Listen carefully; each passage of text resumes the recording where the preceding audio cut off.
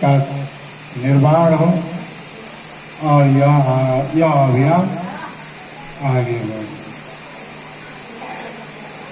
यह समस्या आज का समस्या नहीं है। यह समस्या करीब करीब 3,500 वर्ष से, जब हम इतिहास को देखते हैं तो करीब करीब 3,500 वर्षों से भी अधिक समय से यह चलता है। जब समाज का वर्गीकरण हुआ,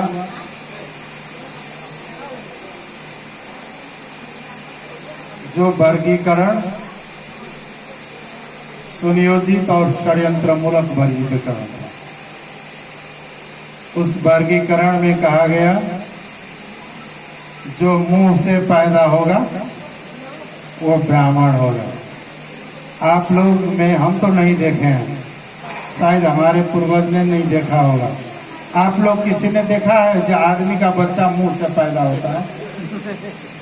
ये मुंह से किसी जानवर का भी बच्चा मुंह से पैदा होता हो तो ब्राह्मण कैसे मुंह से पैदा हुआ? मेरे पड़ोसी ब्राह्मण सब हैं, मेरे पड़ोस में ब्राह्मण सब रहते हैं, मैं उनका इज्जत भी करता हूँ, बड़े बुद्धिमान लोग हैं, लेकिन वो भी पैदा वैसा ही होता है जैसे पैदा हम और आप हुए हैं। तो फिर वो ब्राह्मण कैसे हुआ? वर्गीकरण करते हो तो मुंह से पैदा होने वाला। दूसरा कहाँ से पैदा होने वाला? ये भुजा से, यहाँ से, इसमें भी बच्चा पैदा होता है तो उसको क्षत्रिय माना गया। तीसरा उधर से पैदा होने 22, नीचे सबसे शूद्र। शूद्र यानी मेहनत करने वाला, समाज को पालन पोषण रेख करने वाला को रूप में परिभाषित किया गया। अगर जाति प्रथा होता तो सबसे बड़ा जात, महान जात कौन होगा? जिसने महान काम किया है। महान काम वो किया है जिसने लोगों का पालन किया है। तो दलित जिसको कहते हैं, शूद्र जिसको कहते हैं, वो महान होना चाहिए था, लेकिन ऐसा नहीं हुआ। यह राजनीतिक अभिप्राय से समाज को वर्गीकरण किया गया है, जो यह परिभाषा ही गलत है, अव्यवहारिक है, अवैज्ञानिक है, अमानवीय और मानवता के लिए कलंक है। इस तरह का वर्गीकरण, इस वर्गीकरण के साथ साथ सबसे बड़े समुदाय उस युग में कहा गया शूद्र को। तो उन्हें क्या किया गया? सबसे पहले शिक्षा से वंचित किया गया। शिक्षा से क्या कहा? जो उस जमाने में तो आज के जैसे किताबें नहीं हुआ करता था, वेद पुराण थोड़ा बहुत हुआ करता था, तो जो पढ़ेगा जीभ काट दो, जो सुनेगा कान में लाहा डाल दो। यानी शिक्षा से टोटल वंचित करके अज्ञानता का जीवन में जीने के लिए विवश करो। जिसे भगवान मर्यादा पुरुषोत्तम कहते हैं, उन्होंने भी इस व्यवस्था को आगे बढ़ाया। उन्होंने, उनके गुरु थे वशिष्ठ जी, उनके कहने पर शंभुक का हत्या क्यों किया गया? शंभुक का हत्या राम ने इसलिए किया कि शंभुक शूद्र था और विद्वान था। यानी कोई शूद्र विद्वान हो जाए वो भी उस वक्त अपराधी माना जाता है। तो इसी तरह से समाज चलते आया और शिक्षा से वंचित। दूसरा कर दिया संपत्ति से वंचित, यानी संपत्ति इतना रख पाए ताकि वो खा पी करके दूसरे के यहाँ काम कर सके, यानी संपत्ति के अधिकार से वंचित, शिक्षा के अधिकार से वंचित। तीसरा चलाया गया नियम कि वो अपने सुरक्षा के लिए अगर उनके ऊपर अत्याचार हो तो अपना बचाव के लिए वह लाठियों लेकर के न चल पाए। अस्त्र शस्त्र की तो बात ही छोड़ी। तो यानी शस्त्र से, शास्त्र यानी शिक्षा से और संपत्ति से वंचित किया गया। और वही समुदाय आज के शूद्र विकास होते होते उन्हें पीछे जा करके दलित शब्द से संबोधन किया। इसकी लड़ाई भी बहुत लंबी है। जहां तक हमने जो अध्ययन किया पाया, जिसे अब हम लोग भगवान बुद्ध करते हैं, सिद्धार्थ गौतम, पहला व्यक्ति सिद्धार्थ गौतम, जिन्होंने दलित और गैर दलित नहीं होता है, मानव सब बराबर है, ये छुआछूत, ये सब गलत है कह करके अन्याय के विरुद्ध लड़ने वाला, आवाज उठाने वाला और भिड़ने वाला बहुत बड़ा व्यक्ति कौन है? पहले बुद्ध को जाना जाता है, जिसे आज हम लोग भगवान बुद्ध भी कहते हैं। वो तो आदमी ही था, कोई काल्पनिक देवी देवता नहीं था, क्योंकि बुद्ध के पास नॉलेज है। उन्होंने कहा सभी मनुष्य बराबर है, एक जैसा सांस लेता है, एक जैसा खाते हैं, एक जैसा नींद है, एक ही जैसा पैदा होते हैं, एक ही जैसा जवान बूढ़े होते हैं, एक ही जैसा मृत्यु होता है। तो यह सब मानव समान है और समान सम्मान और स्वाभिमान के हकदार ये सब हैं। और इसके लिए आवाज उठाने वाले, भिड़ने वाला व्यक्ति जो थे बुद्ध थे। इस तरह से कई लोग आए, भारत में कई लोग आए, है न, ज्योतिबा फुले, सावित्रीबाई से लेकर के रनाडे से लेते हुए बहुत लोग आए, लेकिन इन्हें व्यवस्थित रूप से दलित के मुक्ति के सवाल को व्यवस्थित रूप से, राजनीतिक रूप से, आर्थिक रूप से, कानूनी रूप से, संवैधानिक रूप से हल करने, समस्या का सदा के लिए समाधान करने के लिए इस संघर्ष में लगे भारत के संविधान के निर्माता कौन थे? भीमराव अंबेडकर। अंबेडकर ने अपनी, क्योंकि अंबेडकर महार जाति के थे, उन्होंने अपना खुद जीवन भर भोगा, उसे मुक्ति पाने की रास्ता ढूंढे, उसमें लगे रहे। और उन्होंने, उनका जो मूल ध्येय था कि जो अछूत है या शिक्षा से, संपत्ति से वंचित किया गया है, उन बहिष्कृत समाज को उनका हक दिलाना है। इसी में उन्होंने संघर्ष अपना प्रारंभ किया और जीवन भर लिया। और उनकी जो रास्ता थी वो आज भी सांदर्भिक है। उन्होंने कहा इससे मुक्ति पाने का रास्ता क्या है? बुद्ध ने कहा था कि इससे मुक्ति पाने का 3 रास्ता है, 3 मार्ग को बताया: प्रज्ञा, करुणा और समता। प्रज्ञा का अर्थ होता है कि शिक्षित ज्ञान को अर्जन करें।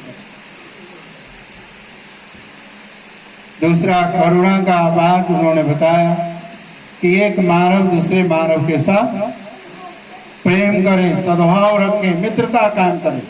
वहां जात पात धर्म कोई अर्थ नहीं है। वही धर्म है जो मानव को मानव के साथ जोड़े और मानव के हित में काम करे। और इसके लिए उन्होंने कहा समता, समता का अर्थ समानता। अगर वास्तविक में कहिए तो आज के युग का समाजवाद जिसको कहते हैं हम, उसका आधारशिला भी माना जाता है बुद्ध के विचारों में। प्रज्ञा, करुणा, समता। भीमराव अंबेडकर ने कहा क्या कि आपका मुक्ति खुद अपने से प्राप्त करनी होगी। जो उपेक्षित है उन्हें मुक्ति अपने से प्राप्त करना होगा, यानी डर को भगाना होगा, हिम्मत करनी होगी और पहले संगठित होना पड़ेगा। संगठित होना पड़ेगा, शिक्षित होना पड़ेगा। शिक्षित मतलब चेतनशील होना होगा, शिक्षित होना होगा और संगठित होना पड़ेगा। शिक्षित बनो, संगठित हो और अपनी हक के लिए संघर्ष करो। संघर्ष के मार्ग से अपनी खोई हुई जो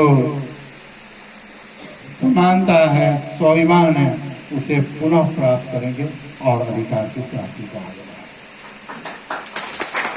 फिर समाजवादियों ने भारत में भी कहा कि इन दलित समुदाय को शिक्षा में, रोजगार में आरक्षण दो ताकि इन्हें अवसर का सिद्धांत कहा जाए। इन्हें न्यायपूर्ण अवसर दो ताकि वो पढ़ लिख के आगे बढ़े। बहुत सारे नेता लोगों ने इसमें काम की और आज कुछ फर्क स्थिति बनी है। नेपाल में जब मधेश आंदोलन की बात हुई तब हम लोगों ने देखा बहुत लोगों का समझ अभी भी फर्क है। कुछ लोग कहते हैं कि संघीयता के लिए मधेश आंदोलन हुआ था, हो गया।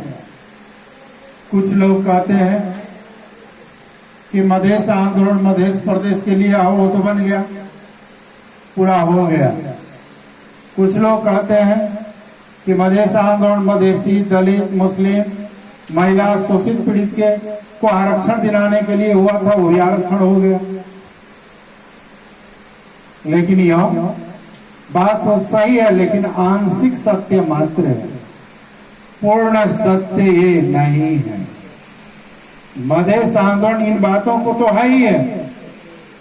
मधेश आंदोलन तमाम किस्म के जात के आधार पर, कास्ट के आधार पर या लिंग के आधार पर, महिलाओं का, दलितों का, उत्पीड़ित जातियों का, यानी जात के आधार पर, भूगोल के आधार पर होने वाले जो उत्पीड़न और शोषण और दमन है, इसे जब तक इस समाज से जड़ से उखाड़ के नहीं फेंकेंगे तब तक मधेश आंदोलन का पूरा नहीं होगा। दलित अगर अछूते कहा जाए, शोषिते रह जाए, पीड़िते रह जाए, शिक्षा से वंचित हो, संपत्ति से वंचित हो और जीवन के सुविधा जो दूसरे को प्राप्त है उससे वंचित रह गया, तो ये लोकतंत्र गणतंत्र का भी कोई मायने नहीं रहेगा।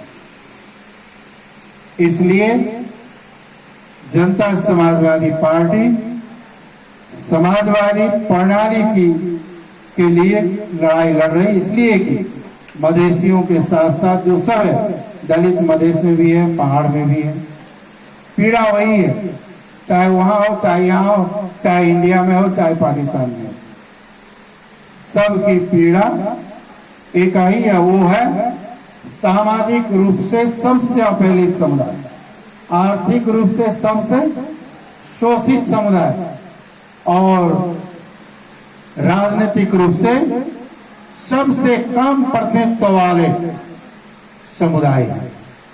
इसलिए इन्हें आर्थिक रूप से समृद्ध, राजनीतिक रूप से इनका प्रतिनिधित्व, न्यायोचित प्रतिनिधित्व और सामाजिक रूप से बराबर का सम्मानजनक दूसरे समुदाय के तरह जीने का हक जब तक प्राप्त नहीं होगा तब तक यह संघर्ष चलता है।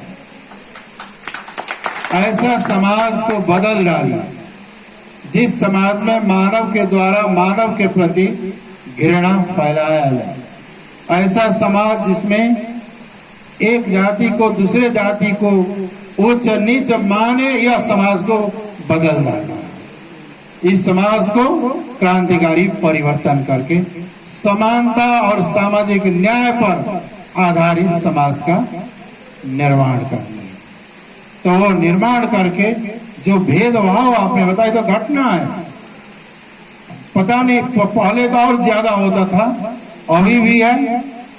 इससे अंत सवाल है कि कौन कहाँ पिटाया, कौन कहाँ क्या हुआ, ये नहीं है। सवाल है कि यह प्रणाली जो है इसे हम कैसे जड़ से उखाड़ फेंकें। इसे उखाड़ फेंकने की सबसे बड़ी कारगर उपाय है संगठित होना, सचेत होना और अपने अधिकार के लिए इकट्ठे होकर खड़ा हो जाना। तो यह क्या होगा, खुद धीरे धीरे समाप्त हो जाएगा। और इसे समाप्त कर समानता पर आधारित, सामाजिक न्याय पर आधारित, लोकतंत्र पर आधारित सामाजिक व्यवस्था, जिसे हम समाजवाद भी कहते हैं, वह निर्माण के लिए संघर्ष जनता समाजवादी पार्टी का। इसलिए मधेश आंदोलन का मकसद समाप्त हो गया। बहुत जगह जाते हैं, कभी कभी हमारा अपना साथी भी कह देता है, अरे आंदोलन कैली धैली मधेश मिल गया तो आपका चाहिए। ये तो शुरुआत है, हमें हजारों माइल चलना है, हजारों किलोमीटर चलना है। अभी तो एक कदम ही आगे बढ़ा है, अभी तो हजारों माइल चलना बाकी है। समाज में जो भेदभाव है, चाहे राज्य के द्वारा हो भेदभाव, चाहे उच्च जाति और नीच जाति के नाम पर पिछड़े हुए तबके के ऊपर जो भेदभाव है, पुरुष और महिलाओं के बीच में महिलाओं के ऊपर भी भेदभाव है। जैसे आप यहाँ दलित समुदाय के महिलाओं के ऊपर दोहरी शोषण है। आप लोग घर में जाते होंगे तो अपना वही दलित पुरुष महिलाओं को दबाता है, डांट फटकार मारपीट आम बात है ना। और वो भी जब आगे बढ़ते हैं तो दूसरे जाति से शोषित है। तो यह सामाजिक व्यवस्था है, इसे बदलना होगा। और दलित महिलाओं को विशेष व्यवस्था के तहत बच्चों को शिक्षा और रोजगारी और अवसर को आगे बढ़ाएं, उसे प्राप्त करेंगे तो वह खत्म होगा। वैसे आज के युग में एक ऐसी प्रणाली की विकास की जाए जहां सबको शिक्षा मिले, लेकिन जो पैसे वाले हैं तो सब कुछ उपलब्ध हो जाता है। एक साथी ने पैसे की बात कर रहे थे, पैसे वालों को सुविधा सेवा अवसर मिल जाता है, लेकिन जिनके पास पैसा नहीं है तो वंचित होते हैं। यह प्रणाली का दोष है। इस प्रणाली को हम लोग बदलें और समाज, ऐसा समाज का निर्माण करें जहां जात पात के आधार पर भेद ना हो, जहां पुरुष और महिला के आधार पर भेदभाव ना हो, जहां भाषा और धर्म के आधार पर भेदभाव ना हो, सब मानव समान रूप से शिक्षा प्राप्त करे, रोजगारी प्राप्त करे, आर्थिक उपार्जन करे और एक साथ जीवन समान ढंग से आगे बढ़ाने का अवसर सबको प्राप्त हो। ऐसी समाज को निर्माण करना, इसके लिए आवश्यक है कि हमें संगठित होंगे, प्रशिक्षित हों और अपने अभियान को आगे बढ़ाएं। बिना संघर्ष से कुछ मिलता नहीं, बिना संघर्ष से अगर मिलता ही नहीं है, अगर संघर्ष नहीं करेंगे तो जो आज हमारे साथ मौजूद है वह कल छीना जाएगा। इसलिए संघीय गणतंत्र तो हम लोगों ने लाया, मधेसियों को, दलितों को, जनजातियों को, महिलाओं को आरक्षण दिलाई, ये भी पर्याप्त नहीं है। हमें भेदभाव, असमानता को भी मिटाना है और विभेद रहित समानता पर आधारित समाज का निर्माण करने की दिशा। भले ही यह यात्रा लंबी हो, अब नहीं कहते कि कल हो जाएगा, भले ही यह यात्रा रास्ता लंबी हो, लेकिन हमें समानता की ओर ही जाना है। चाहे लंबी कितनी उछलने पड़े, लेकिन हमारा भविष्य वही है जहाँ न्याय है, जहाँ समानता है, जहाँ विभेद का अंत है, वहीं सबका समान भविष्य, उस पे आधारित समाज का निर्माण करना। और ये झूठ मूठ के कथा कहानी सुना करके लोगों को दिग्भ्रमित करने का प्रयास होते आया है और हो भी रहा है। यज्ञ की बात करते हैं, वास्तव में कहिएगा तो यज्ञ से होता क्या है? किसी का मुक्ति हजारों वर्ष से आज तक कोई यज्ञ से हुआ है? हमें बताइए तो। कहीं देख कोई बीमारी ठीक हुआ है? कोई गरीबी दूर हुआ है? कोई भूखे का पेट भरा है? कोई निवस्त्र लोगों को वस्त्र मिला है? कोई बेघर को घर बार मिला है? हाँ? तो होता क्या है? उसमें नहीं जाने दिया। हम तो कहते हैं उसमें नहीं जाने दिया कि हम लोग उसमें नहीं जाए, बुलाए तो भी नहीं जाए। हमारा यज्ञ होगा हमारा संघर्ष, हमारा यज्ञ होगा हमारा मुक्ति का मार्ग। वो चावल घी दाल जलाने से हमारा मुक्ति होने वाला नहीं है ना? होने वाला है क्या? किसी का हुआ है? तो फिर उसमें जाने नहीं दिया, आने नहीं दिया, उसमें क्यों चिंता करना है? हम अपने संगठित तो अपनी मुक्ति यात्रा को आगे बढ़ाएं। हम कहें कोई अगर हमें अछूत मानेगा तो उसे सामाजिक दंड दिया जाएगा, कानूनी दंड दिया जाएगा। अगर कोई हमारे साथ जातीय भेदभाव करे तो हमें सामाजिक दंड दे, ताकि वो समाज से बाहर करे और उसको खड़े करे लाके कटकटाए, तो समाज बदलेगा ना। अज्ञानता है तो उसे हमें चेतना देनी होगी, समझाना होगा, है ना? तब न समाज बदलेगा। समाज बदलेगा शिक्षा से। ये कहिए ना, स्कूल में कौन स्कूल में पढ़ने नहीं जाने जा रहा है? चलिए तो हम सब मिलकर के हमारे बच्चों को स्कूल में दाखिला करवाएं और कहाँ पढ़ाएं। उस यज्ञ से ये यज्ञ बड़ा होगा ना, उसकी कहाँ चिंता करते हैं। एक बार हमने कहा सुना था, हम कहे बेकार की लड़कियों को, फलाना नदी से पानी ला रहा था, फलाने ने नहीं लाने दिया। पर वो नदी का पोहर पानी ला करके होने वाला क्या है? वो पोहर पानी वही ले जाए और पीने वाला स्वस्थ कर पानी हम लोग लेके चले, जो रास्ता में काम लगेगा। तो इसलिए हम लोग रास्ता से कभी काल भटक जाते हैं, गैर मुद्दों को मुद्दा बना लेते हैं, है ना? तो गैर मुद्दों के मुद्दा बना के उलझ जाते हैं और अन्याय अत्याचार के चक्की में पिसाते रह जाते हैं। इसलिए वो गैर मुद्दों को छोड़िए, एक ही रास्ता है। हमें सभी को, बच्चों को अच्छी शिक्षा चाहिए, वो राज्य दे, रोजगार चाहिए, उसकी आरक्षण दे, और हमें रोजगार और शिक्षा मिलने पर आर्थिक तरक्की करने का अवसर मिलेगा और समाज में बराबर का अधिकार मिलेगा, बराबर का सम्मान, बराबर का स्वाभिमान के साथ हम आगे बढ़े। ये हमारा हक है। हमें भी नीचे से ऊपर तक बराबरी का अवसर मिला। जब मधेश आंदोलन खत्म हुई तो संविधान सभा का चुनाव हुआ।